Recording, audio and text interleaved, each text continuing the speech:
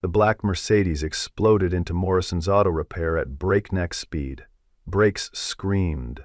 Smoke billowed from the crumpled hood. Sarah Brooks burst from the driver's seat, her designer suit torn and blood-stained, blonde hair wild with terror. "Help me, they're coming," she gasped, stumbling toward the weathered garage where autumn leaves danced in the October wind. 3 black SUVs materialized through the mist like phantoms. Doors slammed. Armed men emerged, moving with deadly precision through Millbrook's quiet Main Street. Jake Morrison stood frozen beside his pickup truck, wrench in oil-stained hands, flannel shirt marking him as just another small-town mechanic. But something shifted behind his brown eyes, something cold, something calculated. His gaze swept from the terrified woman to the approaching killers, measuring distances with surgical precision. "Get inside, now!" Jake's voice cut through the chaos. No longer the gentle drawl of a mechanic, but the razor-sharp command of someone far more dangerous. 2 hours earlier, the October sun had painted Millbrook's Main Street in shades of burnished gold and deep crimson. Jake Morrison was methodically closing down his auto repair shop, organizing tools with the obsessive precision of a man who understood that order often meant the difference between life and death. The weathered wooden sign above his garage read, "Morrison's Auto Repair, since 2015, but the military-grade organization of his workspace suggested experience far beyond fixing carburetors and changing oil. His flannel shirt was rolled up to reveal forearms marked by faded scars that spoke of violence survived, and his brown eyes carried the 1,000-yard stare of someone who had seen too much in places the world preferred to forget. Sarah Brooks had pulled into his station that afternoon in her pristine black Mercedes S-Class, the kind of luxury vehicle that turned heads in a town where Ford pickups and Chevy Suburbans ruled the roads. She wore a tailored gray Armani suit that probably cost more than most Millbrook residents made in 2 months.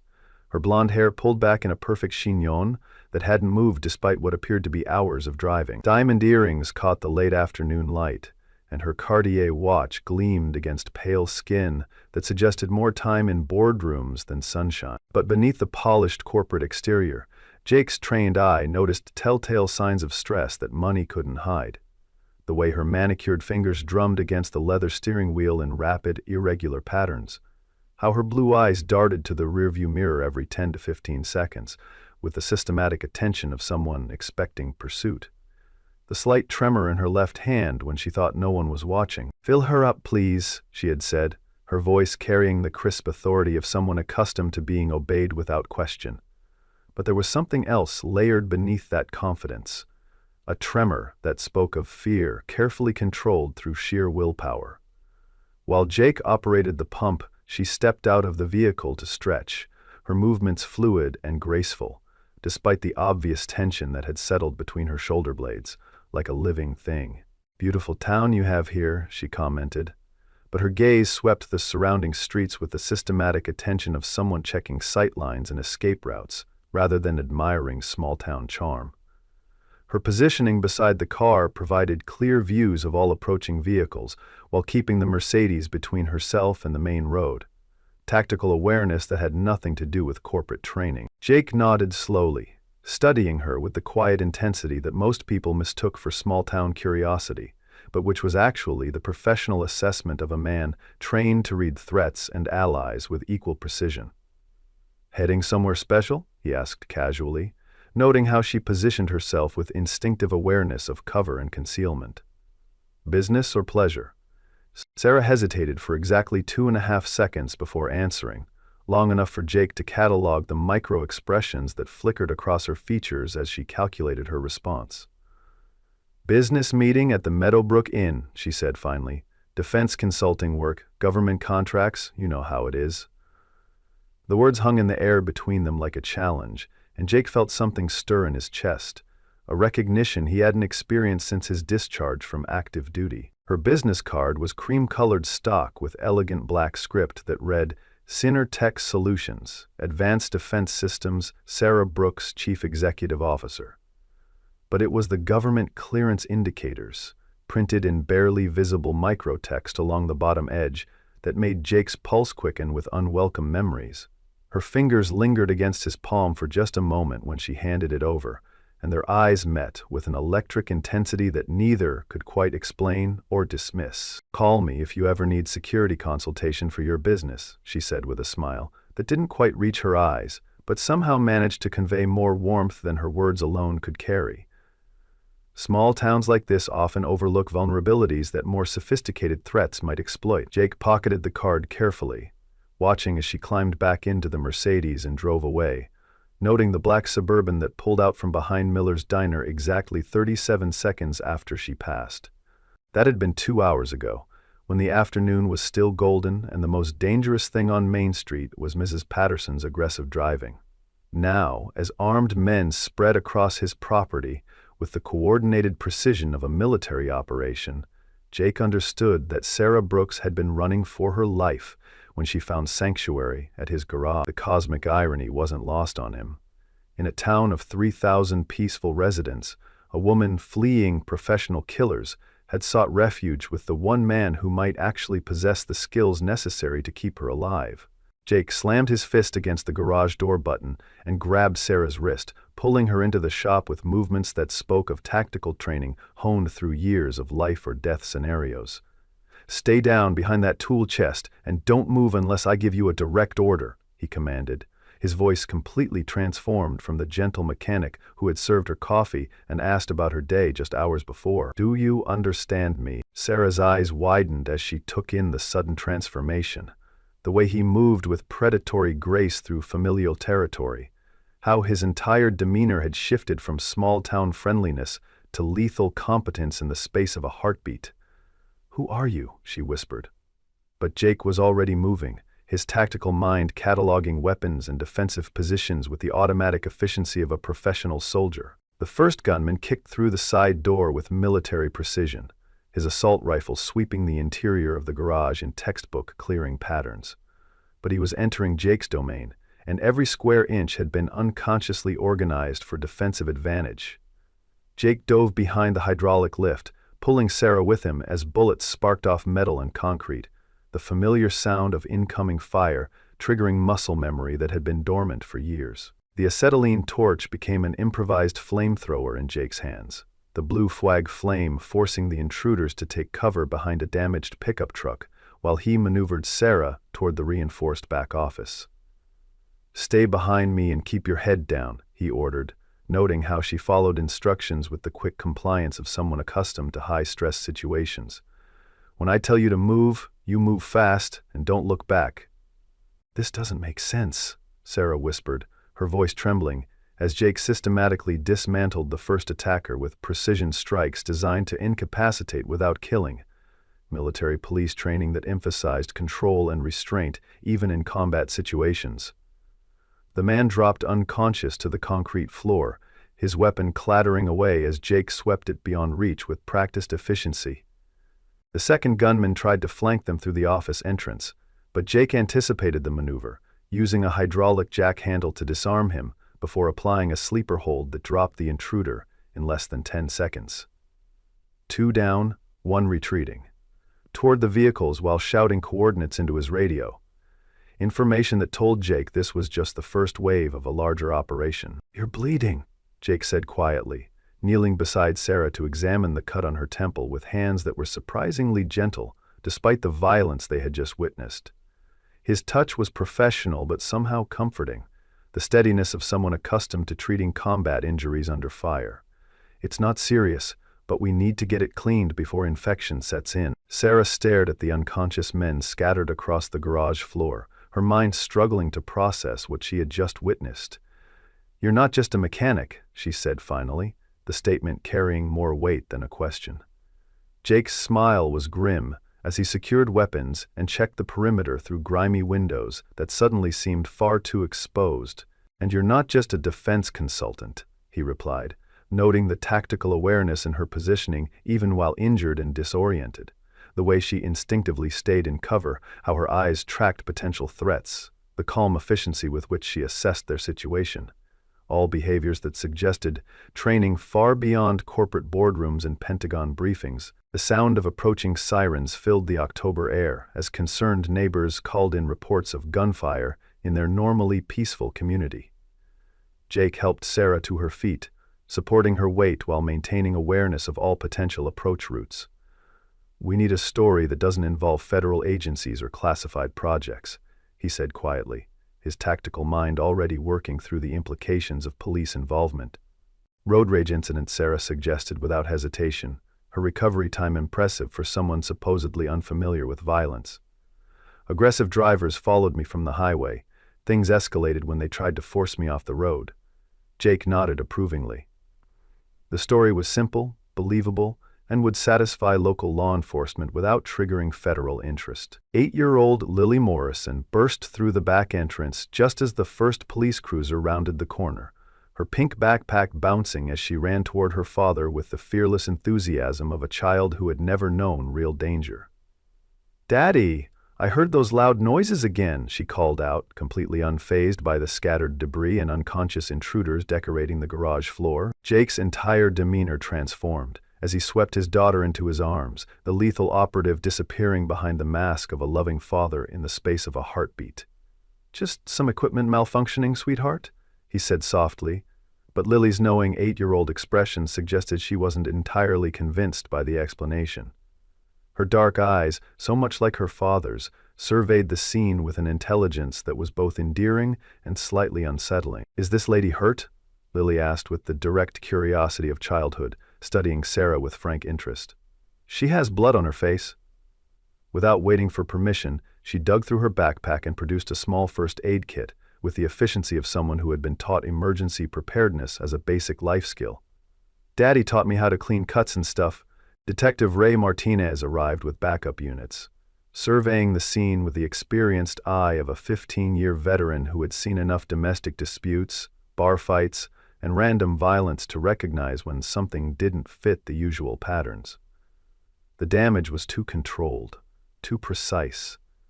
The injured men bore the marks of professional restraint rather than desperate civilian self-defense. "Ma'am, these individuals were armed with military-grade assault weapons," he observed, photographing the sophisticated equipment scattered across the garage floor while noting the strategic positioning of the unconscious attackers. "That's quite an escalation for a simple traffic dispute. Are you certain there wasn't more to this incident?" Sarah maintained her composure with the practiced skill of someone accustomed to high-stakes negotiations and hostile congressional hearings. "Detective, I develop advanced defense systems for government contracts," she explained, her voice steady despite the circumstances and the blood still trickling from her temple. "Unfortunately, my work sometimes attracts unwanted attention from foreign intelligence services and industrial espionage operations." The explanation carried enough truth to be convincing, while avoiding details that would complicate their situation. Detective Martinez nodded slowly, recognizing the implications of her statement, while understanding the limits of his jurisdiction when federal security issues were involved. "I'll need to file a report, but I suspect this will be transferred to federal authorities within 24 hours. Jake remained mostly silent during the questioning, letting Sarah take the lead in their carefully constructed narrative while keeping Lily close to his side. When Martinez asked about his response to the attack, Jake's answer was simple and direct. "Navy SEAL training doesn't just disappear because you change careers," he said quietly. "When someone threatens my family, old habits tend to resurface, whether I want them to or not." As paramedics checked Sarah's injuries and crime scene technicians processed evidence, she found herself studying Jake with new understanding. The gentle mechanic, who had served her coffee and asked about her travels, had revealed himself to be someone capable of neutralizing multiple armed attackers without breaking a sweat or losing his temper. More intriguingly, his young daughter seemed completely unfazed by the violence, suggesting this wasn't the first time their peaceful existence had been disrupted by echoes from Jake's classified past. Lily chattered easily with Sarah while the adults handled official business, showing off her coding projects on a tablet with the infectious enthusiasm of a child who viewed technology as an endless source of magic and possibility. "Daddy taught me about programming languages before he taught me to ride a bicycle," she announced proudly, her small fingers dancing across the screen with impressive dexterity. "Says, understanding computers is like learning to speak with the future." "Your mommy must be very proud of how smart you are," Sarah said gently, genuinely charmed by the little girl's intelligence and curiosity. Lily's expression grew solemn with the sudden gravity that children display when discussing subjects too large for their understanding. "Mommy's in heaven now," she replied matter-of-factly. "She died in a car accident when I was 5 years old, but Daddy takes really, really good care of me, and he says Mommy would be proud of both of us." The simple statement hit Sarah with unexpected force, creating a hollow ache in her chest as she looked at Jake with new understanding of the weight he carried every single day. Single parenthood in a dangerous world, protecting a daughter who had already lost one parent, while carrying secrets that could destroy what remained of their peaceful life together. As the police finished their investigation and the last ambulance pulled away into the gathering dusk, an uncomfortable silence settled over the garage-like fog rolling in from the Connecticut River. Sarah knew she couldn't simply climb into her damaged Mercedes and pretend none of this had happened. But she also recognized that her presence had brought lethal danger to this man and his innocent daughter. "I should leave town tonight," she said quietly, gathering her purse and checking her phone for messages that would undoubtedly require immediate attention. "These people won't give up, and staying here puts you and Lily at risk."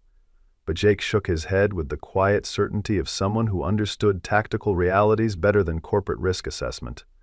"It's not safe for you to travel alone," he replied, his mind already working through the implications and analyzing potential threats. "They'll be back with more personnel and better intelligence. Running now just makes you an easier target." The professional assessment was delivered without emotion, but Sarah could hear the underlying concern that suggested his interest went beyond simple civic duty. The phone calls started almost immediately after the police departed. Synertech board members demanding detailed explanations, Pentagon officials requiring security briefings, FBI counterintelligence agents needing threat assessments. With each conversation, Jake learned more about Sarah's world, and none of it provided any reassurance about their situation or her safety. Project Nightfall wasn't just another lucrative defense contract. It was a revolutionary AI surveillance system that could fundamentally alter both military reconnaissance and civilian monitoring capabilities. The kind of technology that made governments topple and people disappear permanently when they became inconvenient to powerful interests. Sarah's involvement went far deeper than any corporate executive should possess, her knowledge of technical specifications suggesting hands-on development experience that didn't match her official biography. "You built this system yourself, didn't you?" Jake asked quietly during a brief pause between crisis calls. Sarah's hesitation lasted exactly long enough to confirm his suspicions before she deflected with corporate speak about team collaboration and research partnerships. But her unconscious use of military terminology and her instinctive awareness of operational security protocols told a different story entirely.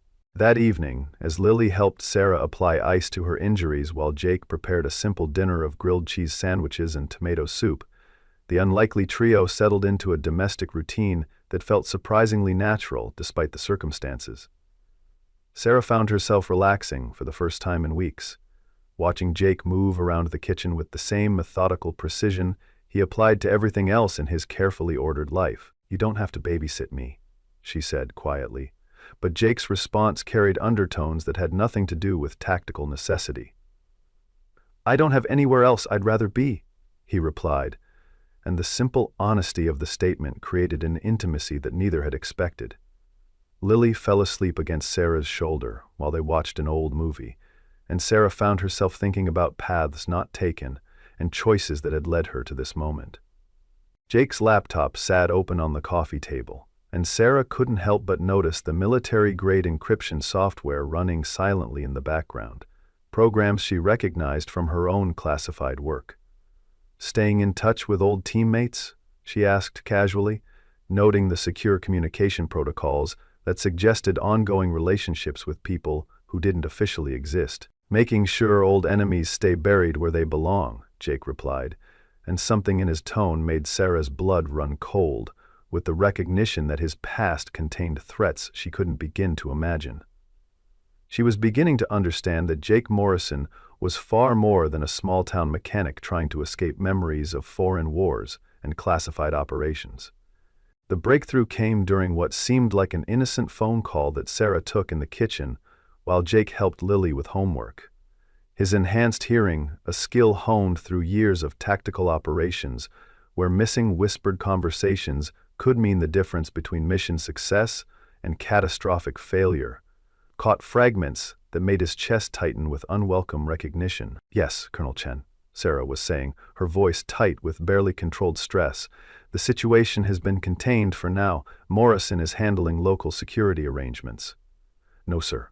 There's been no compromise of operational details." "Understood completely, sir." The name hit Jake like a physical blow, dragging him back to memories he had spent years trying to forget through alcohol, therapy, and sheer determination. Afghanistan, 2017. Operation Valkyrie. 4 good men dead because Colonel Robert Chen had prioritized political considerations over soldiers' lives and mission parameters. Jake's hands began to shake as the memories flooded back with vivid clarity. The abandoned warehouse where they had tracked their target, the extraction helicopters that never came, the impossible choice between saving his team and completing an operation that had somehow become more important than American lives. He had saved the asset that night, a deep-cover CIA operative whose identity was so highly classified that Jake never learned their real name or operational background. But his teammates, Rodriguez, Thompson, Mitchell, and Kowalski, had paid the ultimate price for Colonel Chen's strategic calculations. 4 flags on 4 coffins because politics mattered more than the lives of the men who actually did the fighting and dying. And Sarah returned to find Jake staring into space, his face pale and haunted by memories that refused to stay buried no matter how hard he tried to build a normal life. "You mentioned Colonel Chen," he said quietly, his voice barely controlled as adrenaline and old rage fought for dominance in his system. "Tell me about your relationship with him." Sarah's expression shifted subtly, wariness replacing the comfortable intimacy they had been building throughout the evening. "He's been my mentor and father figure since I was very young," she said carefully, her word choice suggesting a relationship that went beyond simple professional guidance. "Colonel Chen has been part of my life since college, helping guide my career and supporting Synertech's development." The explanation was polished but deliberately vague, and Jake's tactical mind immediately began identifying the gaps and inconsistencies. "Tell me about your childhood," he said, the request carrying more weight than casual conversation. "Your family, where you grew up, what made you interested in defense technology?" Sarah's narrative was smooth and professional, but Jake noticed the places where details were missing or didn't quite align with the woman sitting in his living room. Adoption after a family tragedy when she was young, Chen's guidance through college and her early career, the development of Synertech as a family business built on military connections and government contracts. But there were no specific dates, no names of schools or friends, no stories that carried the emotional weight of genuine memories. When Sarah excused herself to take another urgent call from Washington, Jake accessed databases he wasn't supposed to have clearance for anymore. Contacts and passwords that should have been deactivated years ago, but somehow remained active in the shadowy world of classified operations. What he found in the CIA personnel files made his blood freeze with the terrible certainty of a puzzle piece falling into place. Lisa Park, CIA operative, missing in action during Operation Valkyrie in Afghanistan. Official status: killed in action, body never recovered. But Jake remembered that night differently. He remembered saving someone, carrying an unconscious woman through enemy fire to the extraction point that never materialized. He remembered delivering her to military medical personnel before returning for his team, only to find them already dead from injuries that could have been treated if the extraction had come as scheduled. The pieces fell into place with devastating clarity that left Jake feeling sick and angry and betrayed all over again. Sarah Brooks was Lisa Park, the asset he had saved 5 years ago at the cost of his brother's lives. Colonel Chen hadn't lost her during the operation. He had stolen her, using her memory loss and trauma to create a new identity that served his purposes perfectly. Synertech wasn't Sarah's company. It was Chen's weapon, and Sarah was his unwitting accomplice in selling American defense secrets to foreign governments and private interests willing to pay premium prices for cutting-edge military technology. The woman he was falling for was both victim and perpetrator in a conspiracy that had cost his teammates their lives. Jake's secure phone buzzed with an encrypted message that made his blood run cold. Asset location confirmed. Retrieve package for termination or eliminate in place. Authorization Tango 77 Alpha. The kill order had come directly from Colonel Chen, and Jake realized with horrible clarity that he was being used again, manipulated by the same man who had sacrificed his team for political expedience. Chen had orchestrated Sarah's appearance at his garage, knowing that Jake's protective instincts and sense of honor would lead him to secure the asset until retrieval could be arranged. Now Chen expected him to deliver Sarah for permanent elimination, just another soldier following orders, without question or conscience. The colonel had turned Jake into an unwitting accomplice in what amounted to the execution of the woman he had risked everything to save years before. The sound of multiple vehicles approaching through the October darkness broke through Jake's revelations. Through the kitchen window, he could see the unmistakable silhouettes of military vehicles, moving with tactical precision, their lights cutting through the darkness like the eyes of hunting predators. Chen had come for Sarah personally, and Jake faced the same impossible choice he had confronted in Afghanistan: follow orders and live with the consequences, or protect an innocent person and face the wrath of enemies more powerful than any individual soldier. Sarah appeared in the kitchen doorway, her face pale as she recognized the implications of the approaching convoy and understood that her time had finally run out. "That's Colonel Chen," she whispered, her voice heavy with resignation that broke Jake's heart. "I won't let you and Lily get hurt because of my problems. This has to end tonight." She moved toward the front door with the determined gait of someone walking toward their own execution, but Jake caught her arm with gentle firmness. "Not this time," he said quietly, his decision crystallizing with the absolute certainty of a man who had finally found something worth fighting for, regardless of the personal cost. "5 years ago I saved you from that bastard and lost my brothers because of his politics. I won't let him have you now." Sarah's eyes widened as the full implication of his words penetrated her consciousness. "Afghanistan," she breathed, her voice barely audible. "You were there. You were the one who carried me out."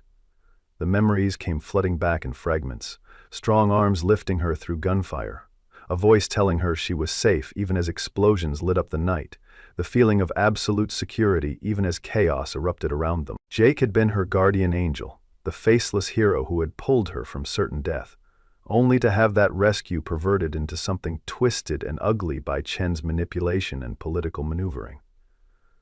The man she was falling for had already saved her life once, and now she understood why his touch felt familiar, why his presence made her feel safer than any security detail or classified facility. Colonel Chen's amplified voice echoed across the property through a military-grade loudspeaker system.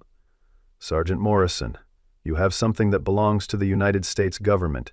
Return the asset immediately and your record of insubordination will be overlooked. You have 60 seconds to comply before we consider you a hostile combatant." The formal tone carried the weight of absolute authority backed by overwhelming firepower, but Jake had moved beyond caring about military protocol or career consequences. He activated emergency protocols he had hoped never to use, guiding Lily to the reinforced safe room he had built in the basement, a father's paranoid preparation for threats that most parents never imagined. "Daddy's got to take care of some very bad men," he told his daughter, his voice gentle despite the circumstances, and the automatic weapons being deployed outside their home. "Remember what we practiced for situations like this?" Lily nodded solemnly, understanding that this was one of the scenarios they had rehearsed countless times over the years.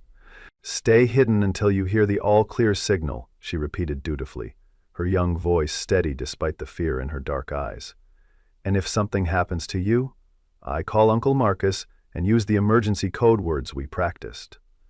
Jake kissed her forehead, wondering if this would be the last time he saw his daughter alive. The confrontation erupted with the controlled violence of a professional military operation. Chen's soldiers moved with tactical precision honed through years of classified operations, but they were facing a man who knew every inch of his territory and had absolutely nothing left to lose, except the people he loved most in the world. Jake used the garage's layout to maximum advantage, turning familiar tools into improvised weapons and using the building's structure to create choke points that neutralized his opponent's numerical superiority. Every piece of equipment became part of his defensive strategy. Hydraulic lifts provided cover, scattered tools became projectiles, and oil spills created treacherous footing for attackers unfamiliar with the terrain. Sarah fought alongside him with increasing skill as muscle memory from her CIA training reasserted itself despite years of suppression and psychological conditioning. They moved together with intuitive coordination that spoke of shared trauma and absolute trust, each protecting the other's vulnerable moments as they systematically dismantled Chen's assault team through superior tactics and desperate determination. But Chen had anticipated resistance and planned accordingly. The explosion that rocked the garage was precisely calculated to incapacitate rather than kill. Chen still needed Sarah alive for interrogation and intelligence extraction before her final elimination. Jake found himself pinned under debris, blood streaming from a severe head wound, as Chen's remaining soldiers surrounded their position with professional efficiency. "Enough of this theatrical resistance," Chen commanded, his voice cutting through the smoke and chaos with the cold authority of someone accustomed to absolute obedience. "The asset will come with me immediately, and Morrison will face court-martial for treason and violation of direct orders from superior officers." Sarah looked at Jake's motionless form and felt something fundamental break inside her chest. This man had saved her twice now, and both times he had paid a terrible price for his heroism and moral courage. "I'll go with you voluntarily," she said quietly, her voice carrying the weight of absolute decision. "But you leave them completely alone. Jake and Lily have suffered enough because of your political games and manipulation." Chen's smile was cold and utterly without humanity as his soldiers secured Sarah with professional restraints. "The asset doesn't negotiate terms or conditions," he said, with clinical detachment that reduced her to equipment rather than a human being. "You're a weapon, not a person, and weapons don't have feelings or opinions about their deployment." As they dragged her toward the waiting vehicles, Sarah caught one last glimpse of Jake, unconscious and bleeding among the wreckage of the peaceful life he had tried to build for himself and his daughter. She had brought destruction to the one place that had felt like home, and now the man who loved her would pay the price for her presence in his world. But Jake Morrison had survived worse odds than this through sheer determination and tactical excellence. As consciousness returned with painful clarity, his mind immediately assessed the situation with professional detachment. Lily was safe in the reinforced bunker, Sarah was gone but likely still alive, and Chen had made the fundamental mistake of underestimating a man with nothing left to lose and everything to fight for. Jake activated the emergency beacon hidden in his old dog tags. The same tags that had been around Sarah's neck during their escape from Afghanistan, the tags she still wore without understanding their significance or the memories they represented. The signal would bring help, but more importantly, it would allow him to track her location through the GPS transponder she unknowingly carried. The chase led through the Connecticut countryside, Jake's modified pickup truck matching pace with Chen's convoy while staying just outside their detection range. His military contacts provided satellite intelligence and tactical support, old debts being called in by men who understood the sacred nature of protecting brothers in arms and innocent civilians caught in the crossfire of classified operations. Chen had made enemies throughout his career of political manipulation and strategic betrayal, and many of them were eager to see him face justice for crimes that had been covered up by classification levels and national security concerns. The rescue operation became a reckoning, years in the making. Sarah's CIA training reasserted itself gradually as her memories returned in vivid, painful flashes during the rough transport to Chen's private facility. She remembered Jake's face during the extraction, the gentle way he had checked her injuries even as bullets flew around them like deadly rain. She remembered the promise in his eyes, that he would keep her safe no matter what the personal cost might be. Chen had stolen those memories from her through drugs and psychological manipulation, but he couldn't steal the fundamental connection that had formed between them during those desperate moments in Afghanistan. The bond had survived amnesia, false identity, and years of separation because it was built on something deeper than memory. the recognition of shared courage and moral integrity. The final confrontation took place at Shen's private compound in the Berkshire Mountains, a fortress designed to keep enemies out, but equally effective at keeping prisoners trapped within its reinforced walls. Jake's assault was surgical in its precision, each move calculated to minimize collateral damage while maximizing tactical advantage and the element of surprise. He had learned hard lessons from Afghanistan. This time, he wouldn't lose anyone who mattered to him, and he wouldn't trust anyone else to do what needed to be done. This was personal in ways that went beyond military duty or patriotic obligation. Sarah freed herself during the chaos of Jake's infiltration, her recovered memories providing the technical skills necessary to bypass security systems and navigate the compound's defensive measures. When she and Jake finally faced Chen together in his command center, it was with the united front of two people who had found their way back to each other, despite impossible odds and deliberate manipulation. "You can't possibly win this confrontation," Chen snarled, his composure finally cracking under the pressure of his carefully constructed world collapsing around him. "I have resources you can't imagine, connections that reach to the highest levels of government and military command. You're just one soldier and one compromised asset." But Jake and Sarah had something Chen had never understood, despite his years of studying human psychology and behavioral manipulation. The power of genuine human connection, forged in crisis and tempered by shared sacrifice. Love that had survived amnesia, betrayal, and systematic attempts at destruction. The FBI arrived to find Chen's entire operation thoroughly dismantled, his network of corruption exposed by evidence that Sarah had been secretly gathering for months while playing the role of dutiful corporate executive. Her memory loss had been partially fabricated, a desperate gambit to buy time while she built an airtight case against the man who had manipulated her entire adult life. 3 months later, Millbrook had settled back into its peaceful rhythm, but Morrison's auto repair had expanded significantly to include security consulting and risk assessment on its newly painted sign. Sarah had relocated Synertech's headquarters to a converted warehouse on Main Street, bringing high-technology jobs and federal contracts to a town that had never seen anything more sophisticated than seasonal traffic lights. Christmas morning found them in Jake's expanded kitchen, flour dusting every available surface as they attempted to create the perfect pancake breakfast for their first holiday as an official family. Sarah's culinary skills were steadily improving, but her academic approach to cooking still produced mixed results that provided endless entertainment for her new family.